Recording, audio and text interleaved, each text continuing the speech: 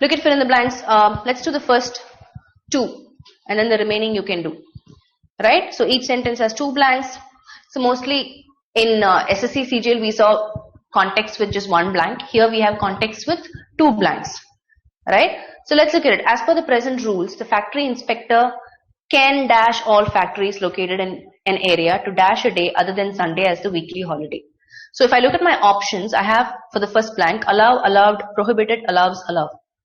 Okay, so I have the action word allow here, but in various word classes, right? I have the past tense of it, I have the first person verb of it, right? Then I have allow, allow. And then I have prohibited. Prohibited means to stop. So as per the present rules, the factory inspector can dash all factories located in an area to, my second option is declare, declare, declare, observe, declaring. So again, declare means to take, to announce. To announce basically, not to take. Right? Now having said that, for the 36th one, as per the present rules of factory inspector. Now I can apply subject verb agreement here. Who's the subject here? Factory inspector. He, it should be allows, but then I have the modal auxiliary can there. Right? So if can was not there, I would say he allows. I'll pick option 4. But the second blank, though it makes sense, observe, the first blank doesn't make sense. So if I look at the first option, allow and declare, makes sense. Right? So the general tense in the sentence is present tense. I don't need past tense. I will eliminate option 2. I will eliminate option 3, which is also in the past tense, prohibited. Right? And fifth one, first sentence, first blank agrees, second blank is in the continuous form. I don't need that. So the answer option is 1. Right? So subject verb agreement concept, looking at the modal auxiliary, I know what should come. He tries, right? Let me give you another example. He tries, singular subject, singular verb. But then if I say he must or he can or he should. So when I have the modal auxiliary, what happens to the singular subject? It changes. He must try. He can try. He should try. Right? So the modal auxiliary in between the subject and the verb changes. So you need to keep that in mind. 37th, with women participation dash sharply in the labor force over the past decade, there is a need to improve dash for them. There is a need to improve what? If I look at my options, increase, increasing, increase, decrease, decreasing, then I have facilities, facilities, facilities, facilities, encouraging. Right? I know for a fact that your context gives you the clue. Need to improve, which means I don't need a negative word. I need a positive word. I can safely eliminate option 5, which says decreasing. Though the second blank is saying encouraging, the first blank is saying decreasing. What is the answer option for 37? Francis says 37-2, which is correct. Right? With women participation increasing sharply in the labor force over the past decade, there is a need to improve facilities for them. I don't need the continuous form. I don't need the past tense form. Right? So likewise, pretty much all of these options, if you look at it, right, it has to do with subject verb agreement, word class, picking the right word based on the clues that the context is giving.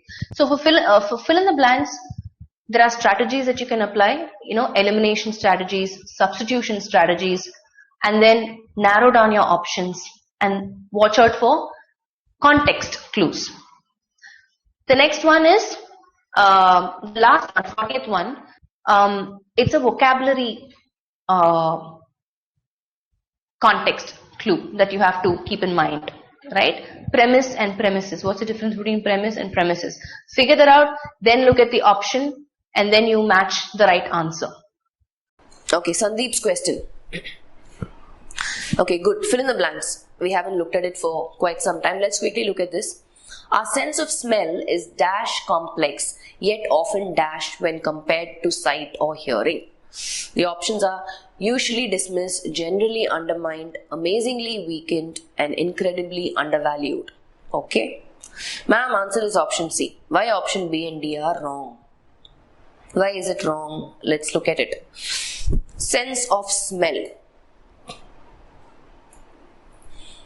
Complex clue word, yet often dash when compared to sight or hearing. Okay. So the sense of smell is compared to sight or hearing. So having said that, the words that I see is undermined and undervalued. Generally and incredibly. Okay. Amazingly, incredibly look like synonyms to me. So both could go, but generally, let's see. When I say something is generally, I'm saying popularly this is what it is known to be, right? I'm just thinking loud. So when I say something is generally this is the case, I'm saying usually, right? Those are the words that come to mind. I'm thinking of synonyms. Usually, this is what comes to mind. That is not the case, right? If that was the case, then we give a lot of weightage or importance to sight and hearing. Right? So, when we say something is gaining more prominence, which is sight, so look at it, right? If I say, we know for a fact that we don't give a lot of importance to smell as much as we give importance to eyesight and hearing, right? So both option A and B will not come because it's not the answer, because it has usually and generally. But that is not the case, right?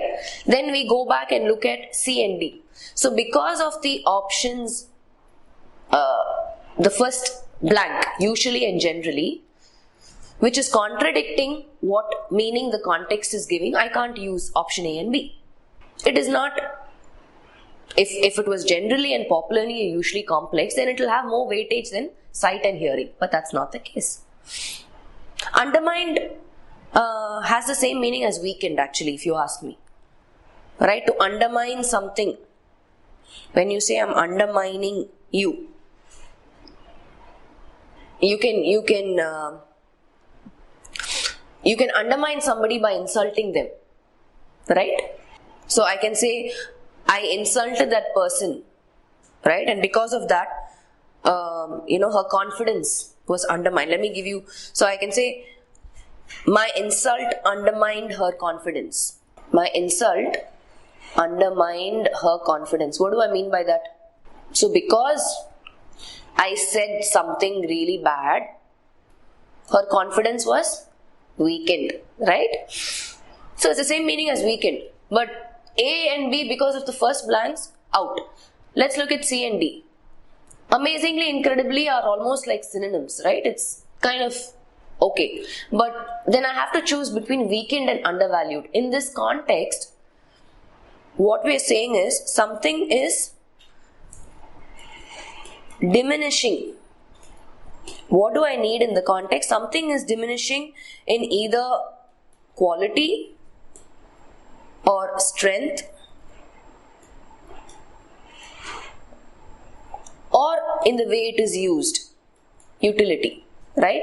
This is the meaning that the context is giving. Our sense of smell is dash complex, yet often dash when compared to sight or hearing. So when compared to sight or hearing, the sense of smell is diminished. In utility, we don't give that much importance to it. So, which is the word? Is it weakened or undervalued that gives me this meaning? Diminishing in either quality, strength or utility. Weakened. Exactly, Vinay Kumar. Correct. Right? So for me, even though amazingly and incredibly are synonyms, I will go with option C, which seems to be the answer and which seems to be the appropriate fit in the context. Why not undervalued? What is the meaning of when I undervalue something? What am I saying? I am rating something insufficiently, right? I am failing to appreciate it. So in this context, we are talking about how it's the function or the purpose of it is diminished, right? The sense of smell, the function, what it does is diminished when compared to hearing or sight. These are all the results of, I would say, the action that comes out of a particular organ. Eyes enable me to see, ears enable me to hear, so the function that it performs is diminished, right? When I say undervalue, I'm talking about, see, for example, you and I can even undervalue efforts of your mom, or a husband can undervalue the efforts of his wife, right? You're not appreciating the value, but that's not the meaning that the context is giving. So in that sense, C is correct. Next one, people believe that prayer can reduce stress and the immune system in our body. What are my options? Devout, boost, materialistic, enhance, worldly, promote, unselfish, sustain. So if you look at it, boost, enhance, promote, all of them are almost like synonyms, right? Sustain, to maintain. Neither here nor there, it's a neutral word. But what is your clue word here in the context? Prayer, right? You will usually associate prayer to not materialistic people, not worldly people, maybe unselfish people, but devout is a more appropriate term, right, that I can associate prayer to. So devout people believe that prayer can reduce stress and boost. That's another collocation for you, right? Boost the immune system. We've always seen at various circumstances, situations where boost is used with immune system. It's a collocation.